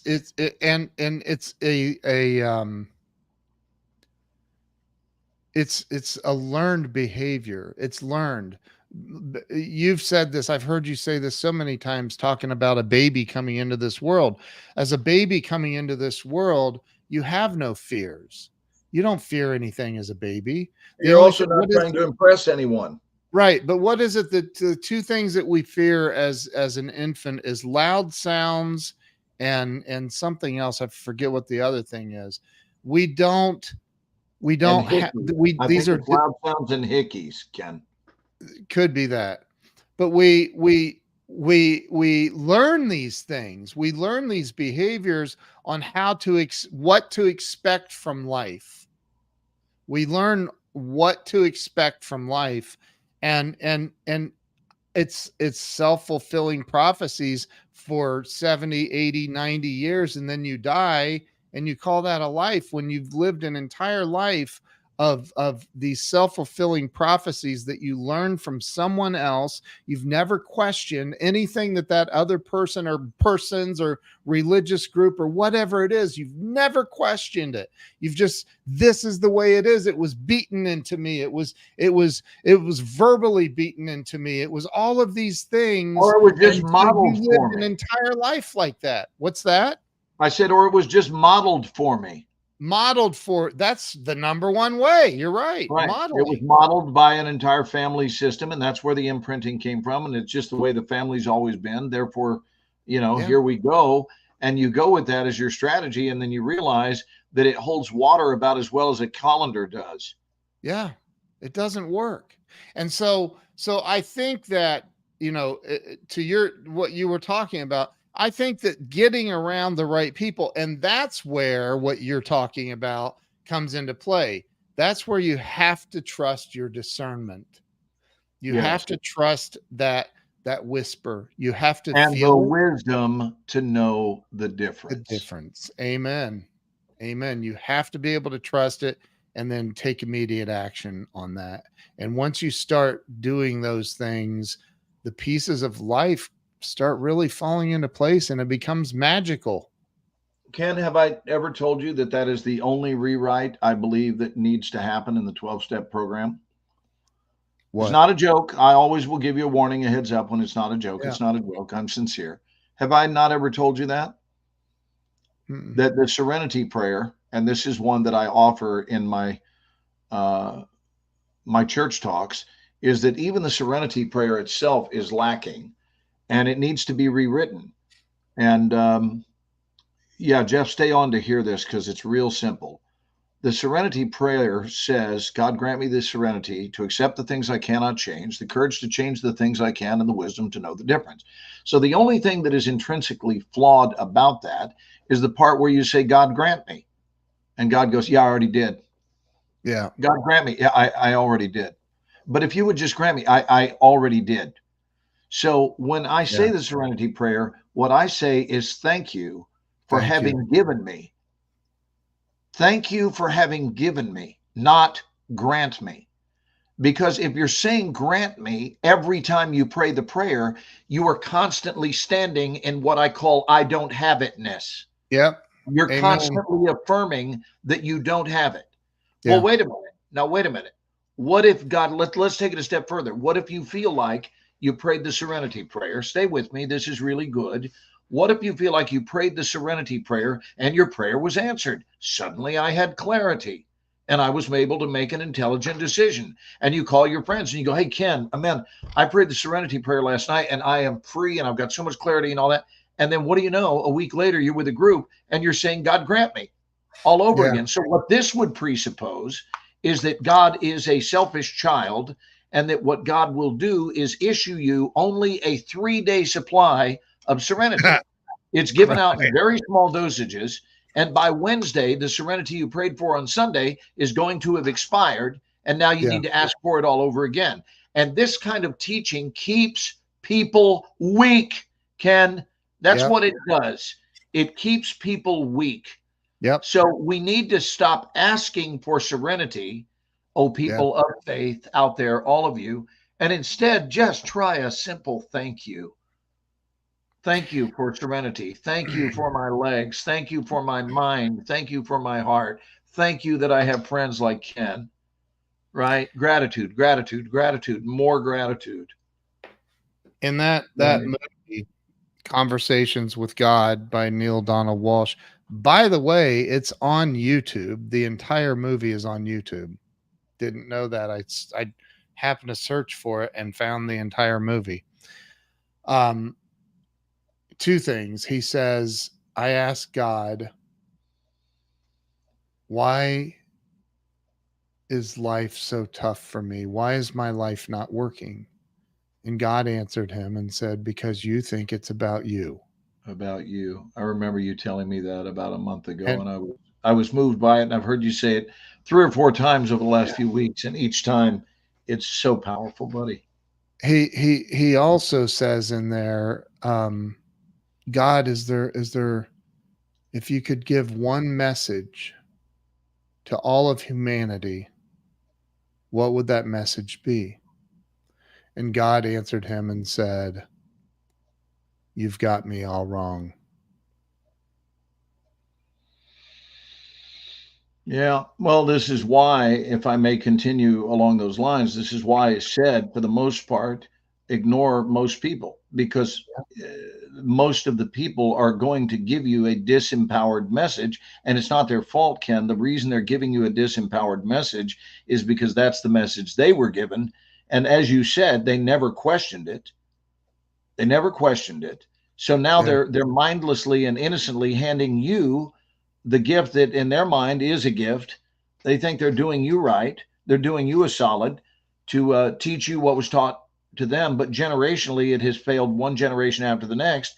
And you're well on your way to yet another mundane existence, all Yeah. because you worked a mundane system and, a methodology Yeah. that was not nearly as effective as it might have been had you dared to honor the convictions of your own heart. You know, It's I beautiful, just dude. think people were designed to be aligned and were designed with greatness in mind. And we walk around like an actor behaving in a role where they've said, okay, now here are your instructions. This particular character, just so you know, is really okay. He's really timid, and so I'm gonna play that role my whole life, and never stand up for anything, principles or anything I believe in. Right. You know, we're at choice. We're always at choice. We Yeah. can dance in the light or hang out in the darkness, and we have that choice given to us several times a day, not Yep. just once a day. And we can even start on the wrong side of the tracks early in the morning and be having a not so terrific time. You will never hear me say a bad day, because you know that I don't believe that exists. I don't believe that a bad day exists. I believe that what happens is we have bad relationships with an otherwise good day, right? Because how can the Yep. day be intrinsically bad? How can the day be bad if McGenna is having the time of her life and you're having the time of your life, and some kid uh, just asked someone to marry them, and someone else just won the lottery? The Rangers just won the World Series. I don't know. Sound like a pretty good day for someone. So I think Yep. there's an art form to being on the right side of a good day. If anyone Yep. wants to write that down, just make it your commitment to be on the right side of a good day, because a good day is happening every day. Every day. Yep. Every You've day. heard me say this, that on March the 12th, 4 years ago, 4.5 now, it'll be 5 years this coming March 12th. But March 12th is when my one and only sibling, my birth blood sibling, passed away. And I'm here to tell you that March 12th is not a bad day. And even the very day it happened, the day wasn't bad. It was Right. simply the date that my brother died on. That's all it was. But that same date, I understand some kid got his driver's license that day and was going, "Oh boy," and Yeah. someone lost their virginity and was thrilled about it. Yeah. Someone, I mean, Or they got and- a bunch of hickeys. or maybe they received a number of hickeys. That's true. My point is that this is part of fatalistic thinking. This is part of how a catastrophist would approach life. They would just say, it was just a terrible day. And that's a few. Let's take it a step further, may I, please? Because this is important. Please. That is a This is the most. refusal. This is That so is a important. refusal to own your role in it. Yes. Why? What happened? Because you get to blame the day. You get to say it was the day's fault. So that puts me at, I didn't have any say so in it. It was a terrible day. And what a great way to get yourself off the hook. I didn't have a choice, man. I got up and the whole day was screwed top to bottom. I bet it wasn't. I bet you somewhere in the day, there may have been a failure to perceive that you're always at choice. And that day, by the way, the day that my brother died, that's how the day started. Yeah. I opened with a phone call from my mom at 7 a.m. announcing to me that Brian was dead. And those were the words she used. She didn't say your brother passed away in his sleep. She just said, and she actually said, I think your brother's dead. And I think she couldn't verify. She didn't have the heart to go in and do a check on him, but she looked from a distance and she was pretty sure that was the situation. So she called me and I went over. And that morning, because it was at 7 a.m., that could have defined that day as the worst day of my life. And it was damn tough. It was really, really hard, but the loss was what was hard, not the quality of the day. Right. That day was as blessed and wonderful as any day I've ever had in my life. And it certainly was a graduation day for me as to what life is now going to be like that when, on the backside of having the comfort and the security of my brother being here. Ken, I mean, you and I do these like phone calls, but you are an example of someone who brings me security in our friendship. The fact that you live and breathe has me feeling stronger. I book work. There could be a case made, and I've never said this to you. I go about my business and I do talks that are on fire. I book work in big projects, and you have a role in that because I'm secure here in our friendship. And I love our friendship. So I walk around standing very tall because I have this beautiful relationship and love in my life of my friend Ken. And so that allows me to set that up as a comfort pillar in my life. Certainly Carolyn is the single biggest pillar of comfort and strength and restoration that I have, but it goes around to the likes of you and McGenna and so many of the people here who have been on this show and all of my students and my school. And what is it that brings us comfort and strength and sustenance? Where do we go to breathe in our oxygen? Where do we go? I go to those I love most. Yep, me too. And one thing that I learned 20 plus years ago was, and I wrote about it in my first book. The chapter title, I believe, is Look Inside. And the bottom line is I started meditating every day, and I've meditated every day of my life since that day. And I read can I tell this story? I want to tell this story. I wish you would. And I will go into listener mode. I got on a bit of a rant there. Thank you for letting me dude, no, thank you, man. I love your rants. Freaking love them. But there's a story that goes back to, it's an old Hindu story about, this is for demonstration purposes, not to get into religious debate. But the story says that that the gods all got together one day to have a discussion about this free gift they had given humans since the beginning of time. And that was having all the knowledge to any question they could ever have, they had it instantly available to them at all times, but they were misusing it. And so they got together to discuss what to do about the situation. And one of the gods spoke up and said, let's hide this gift from them. Let's bury it in the deepest part of the ocean. And they all said, no, they'll learn how to dive and they'll find it way too easy. Another god speaks up and says, let's put it on the highest mountain in the world. And no, they'll learn to climb. They'll find it way too easy there.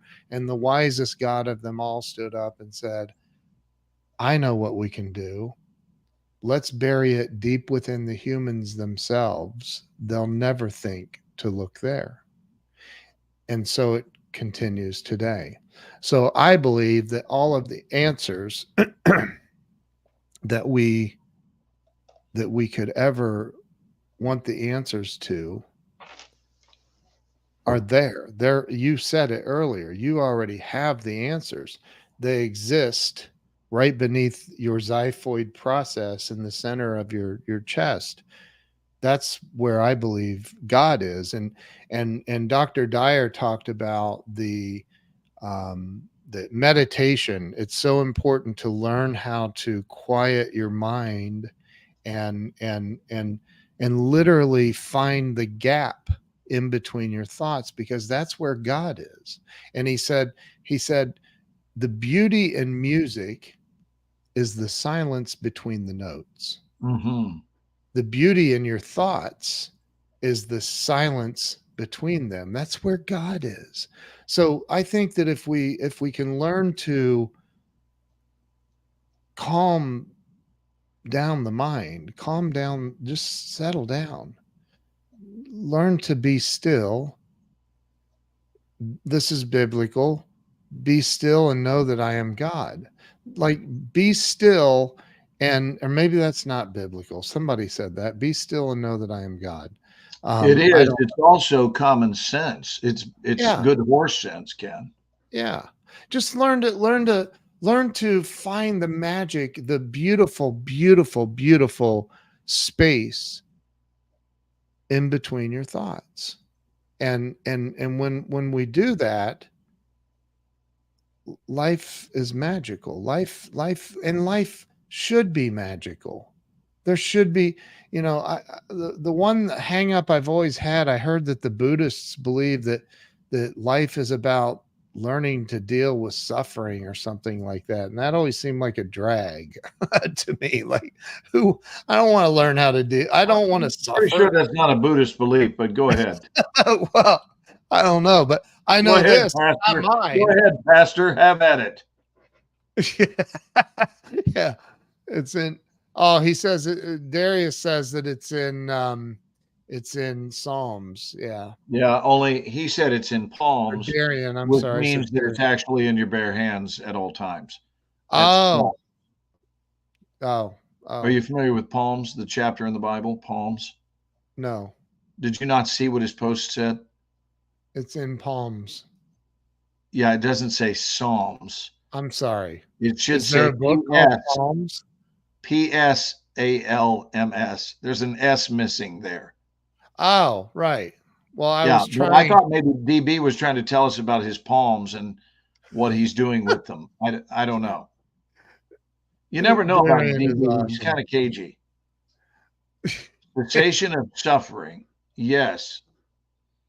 Well, the suffrage, so much of the suffering, and I'm not going to say all because look, my heart is as big as the state of Texas, and It's I true. really, really, really hurt and am overwhelmed and confused and puzzled and heartbroken and all of that in connection with what has gone on forever in the Middle East and what Yeah. is continuing as we speak today, this very day.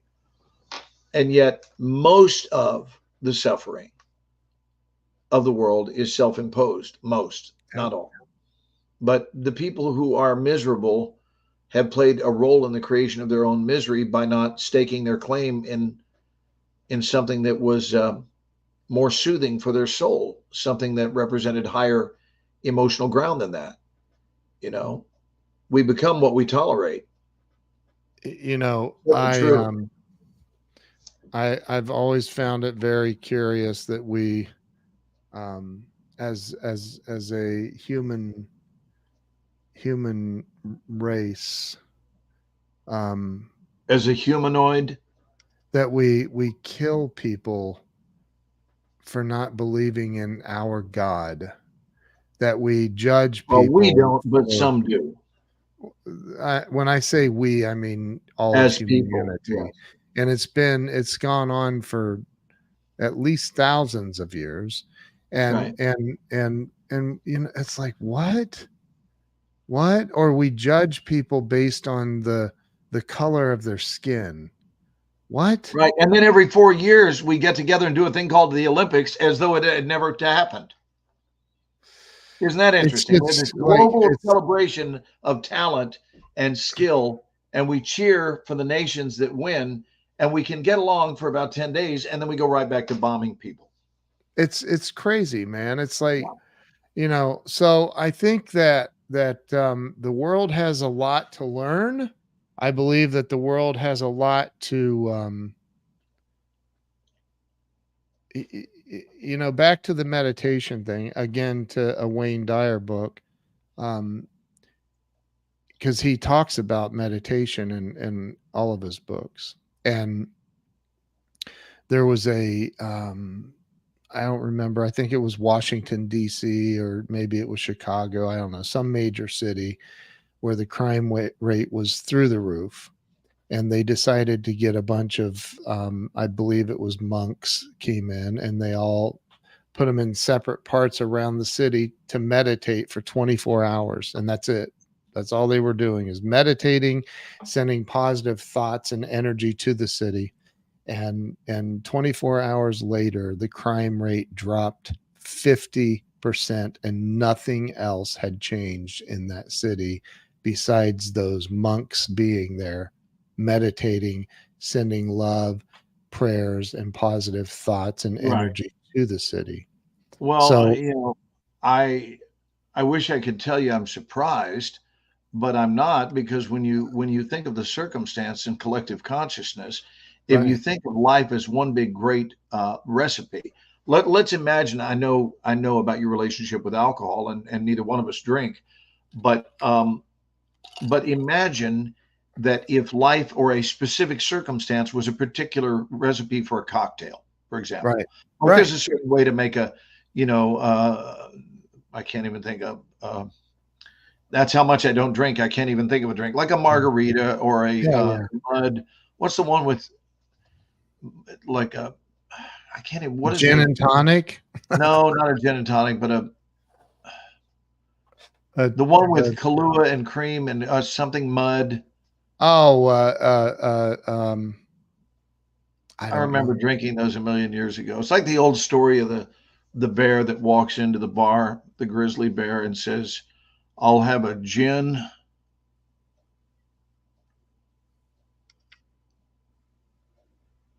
and tonic."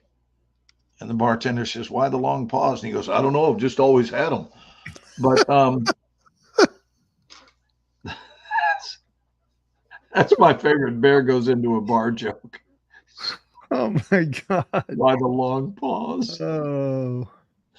But more seriously, but if you think about, if you're looking for a mudslide, it just came to me, right? So if you're thinking about what is the perfect recipe for a Cadillac margarita, right? And you've got your sweet and sour and your tequila, and you've got your ice, and you've got your glass, and you've got your salt around the rim, and you've got your lime, and you've got a Grand Marnier to make it a Cadillac margarita.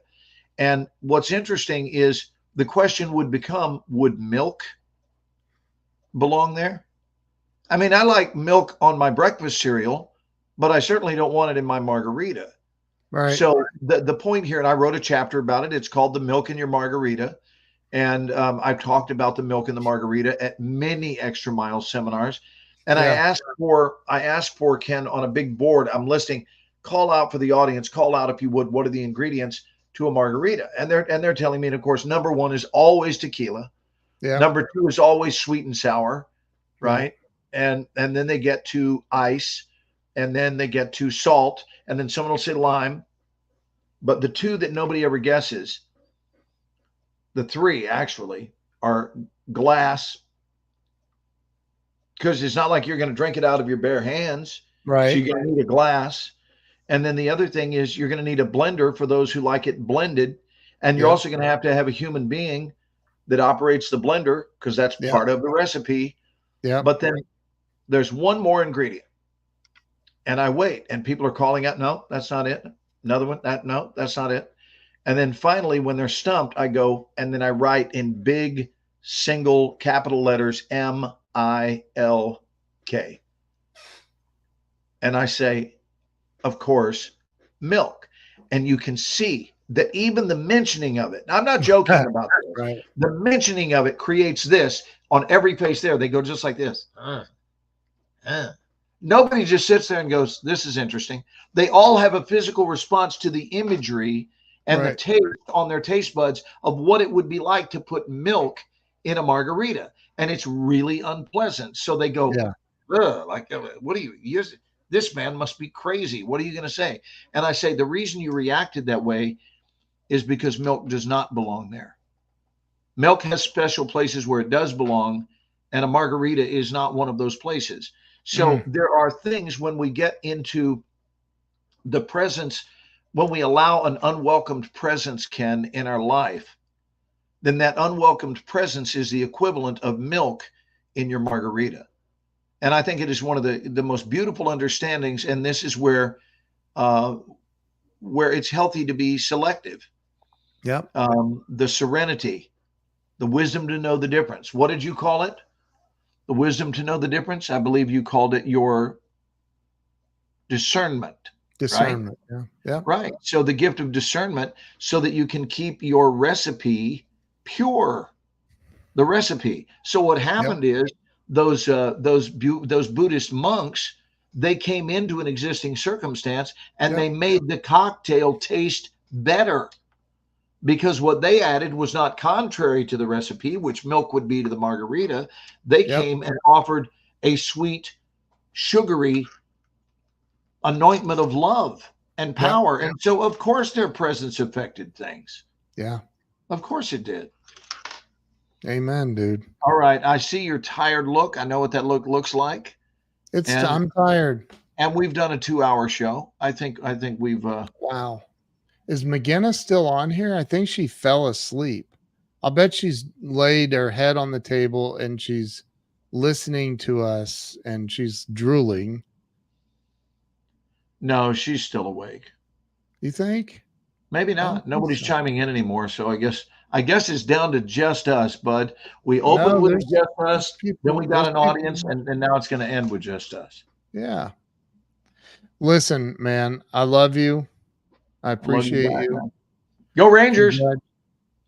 Congratulations to the Texas Rangers. I always want to say the Dallas Texas Rangers. Look, DB says, yeah, I'm here. DB, it's good to see you. Love you, dude. DB's seriously. There's TK. Love you too, TK. TK is golden. There's a golden gal right there. Not age-wise, but she's worth gold. She's just the best. She's amazing. All right, love you, buddy. We'll talk soon. Thank you all. Appreciate y'all. I'll stay on to say goodnight. Yeah. All right. We'll see y'all later. Our out video. Yep. Yeah. Okay. Don't hang up, guys. Watch this video going out. Ken had this made, and it's really, really good. It's awesome. See you guys later. See you guys. Good night.